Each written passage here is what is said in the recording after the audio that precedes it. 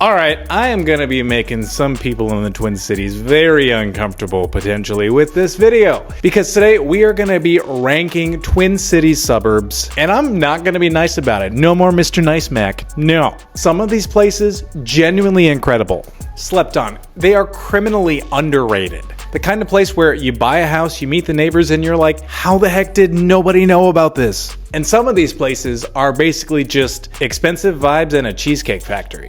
Wish I was lying. Oh wait, maybe they also have a Chili's. I've got 4 overlooked gems, and then I've got 4 overrated suburbs. And if you're house hunting right now, this video could potentially save you $200,000 easily, or at the very least saving you from a commute that will slowly kill your soul. So before we get into it, what actually makes a suburb either overlooked or overhyped? And after talking to the locals, stalking all the Zillow listings, and reading over 1,000 Reddit threads that I will never get those hours back, it's come down to 3 things. 1, how close are you actually to the city? 2, how much of your mortgage are you paying just for the name on the side of the mailbox? And 3, and most importantly, does this place have soul? Does it have actual vibes and character, or is it just a parking lot with an HOA? We're hitting all of that, okay? Now, I'm an optimist, so let's always start with the good stuff.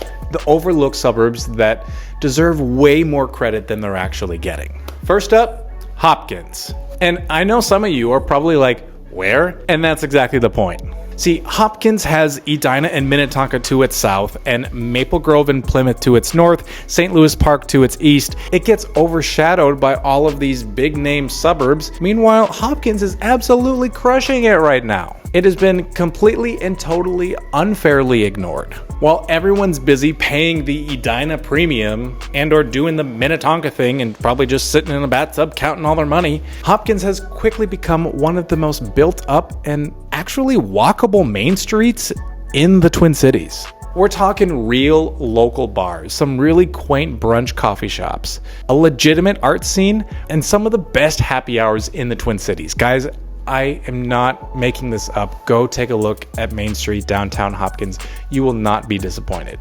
Oh, and the bike trail access is incredible. Some of the best in the state, and you've got connections to the trails all around the Twin Cities. Hopkins is that one friend in the group chat that everybody kind of ignores, and then one day you hang out with them one-on-one and you're like, God, you're actually really cool. Why have I been sleeping on this person? That's Hopkins, y'all. Seriously, wake up. Number 2, Roseville. And I already know your face just did a thing. Okay, yes, there's a mall. I know about the mall, okay? We're moving past the mall. Here's what nobody talks about in Roseville.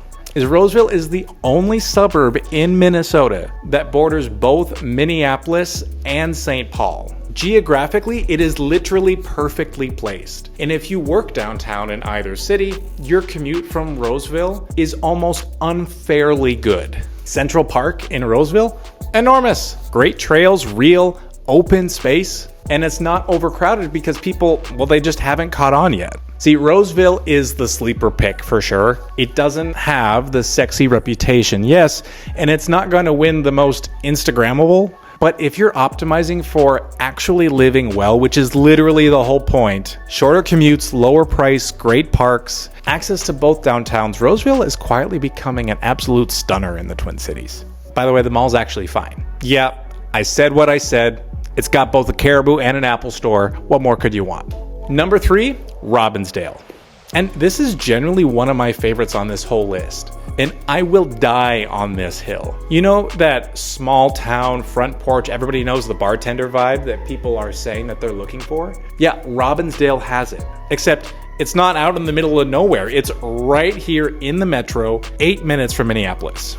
The downtown, it's compact, and so it's walkable, and it has destination dining. Pig Ate My Pizza, Nouvelle Brewing, Travail Kitchen and Amusements, literally the most expensive restaurant, the most premium restaurant in the Twin Cities is in Robbinsdale. DTR, downtown Robbinsdale, is an awesome place, and I highly recommend you go check that out. See, you've got people driving from the more expensive, see, that's the real trick. When you got people driving from the expensive suburbs into this location to eat, you know you've got a spot. And the homes, they're mid-century, great bones, loads of character, and they're meaningfully cheaper homes, like significantly so, from a comparable home in St. Louis Park, which is just a few miles down the road. Robbinsdale is in that buy before everyone else figures it out type situation. You've been warned. And closing out the overlooked gems is Richfield.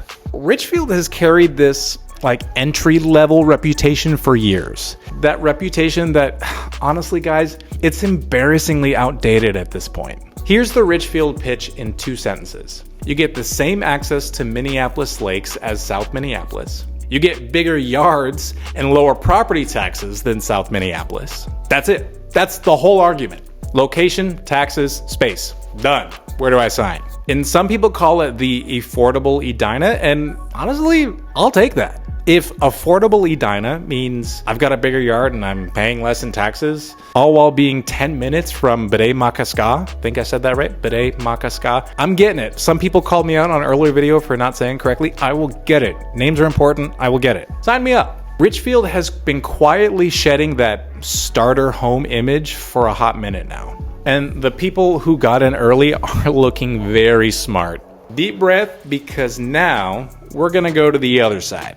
And again, none of these are bad places to live. I want to be very clear. Some of them have some of the best living environments in the state, but they're charging a premium for that, and you need to know what you're actually paying for. So let's talk about these overhyped suburbs. You're going to get mad at me if I don't start here, and let's start there. Edina. Now, Edina is the most predictable answer on this list, and it is still the correct answer. The school's genuinely excellent. The amenities are real. 50th in France. I mean, it's actually lovely. You can walk along that strip, and it's a great place of shopping and dining. It's by no means bad, quite the opposite. But here's the uncomfortable truth that every Edina realtor hopes that you don't figure out. You are paying a massively expensive zip code tax. The Edina premium is real. It's significant, and a lot of it's just the name, guys. Like, locals will tell you Eden Prairie has the same exact school quality, Plymouth has the same exact amenities,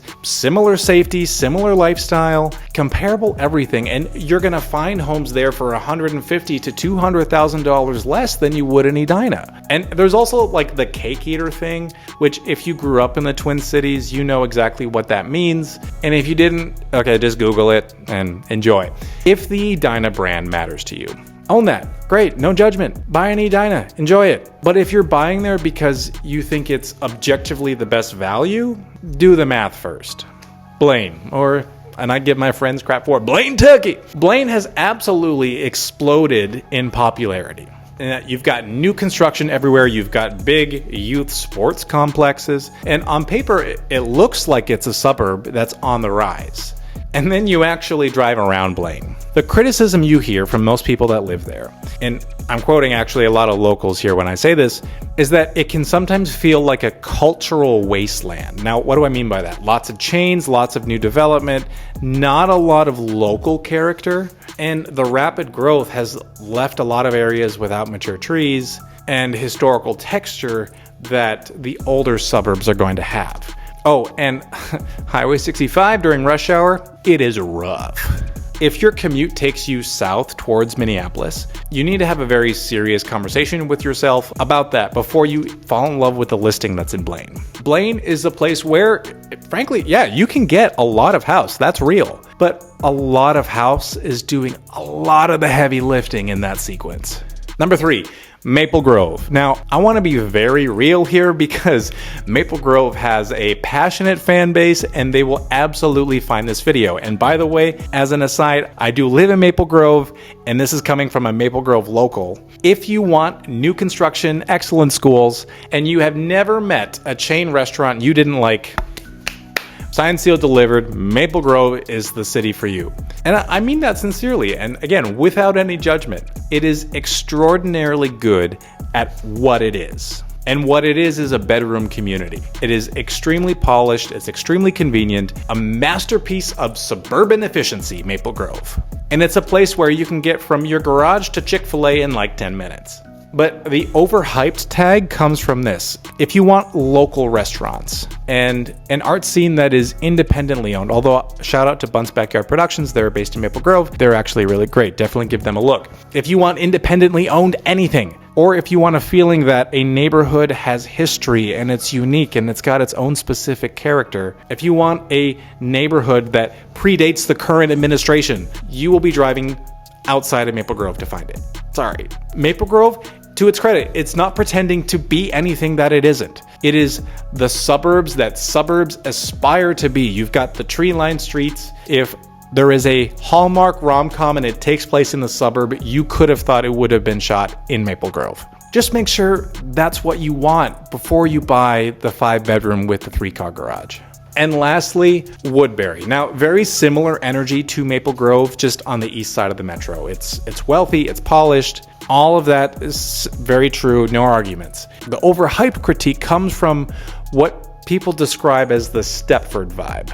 Everything is immaculate. Everything is planned. Every neighborhood looks like it was designed by the same person. And the layouts are so spread out that you legitimately have to drive 10 to 15 minutes to leave your own subdivision, it feels like, and then get anywhere. If your commute is to St. Paul, Woodbury makes perfect geographic sense. But if you're buying there because it sounds prestigious or someone told you that you should look in Woodbury because it was up and coming, let's pump the brakes here and compare it to a few other options first. There are just frankly way better values in the metro, and Woodbury knows that it's nice, and so it prices it accordingly.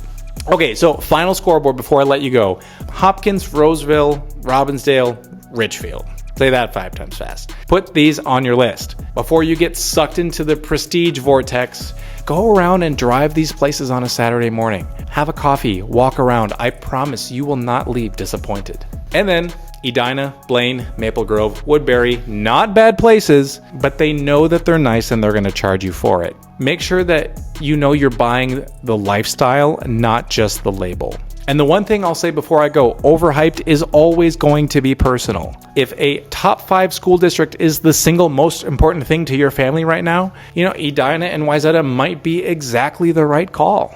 Know your priorities, guys. And I know sometimes I can crack a lot of jokes, but as a real estate advisor, know your priorities. Don't let anyone, including me, a random person on the internet, talk you out of what is actually important to you. But if you just assume that the most expensive suburb is the best suburb, you know that there's more to the conversation. I'm curious though, drop a comment below. What suburb do you think belongs on either of these lists? And I read all of them, and guys, I love a good argument. Trolls be damned. It helps with the algorithm and it gets me in front of more people to be able to share this state that I love. Subscribe if you want more of this real talk, Twin Cities based real estate talk, no fluff. By the way, I do also have, if you are thinking of buying my buyer's guide in my stand store, click on that link either in the description or that pinned comment down below. We'll be more than happy to help be a resource for you guys. All right, be sure to subscribe and I will see you in the next one. Bye now.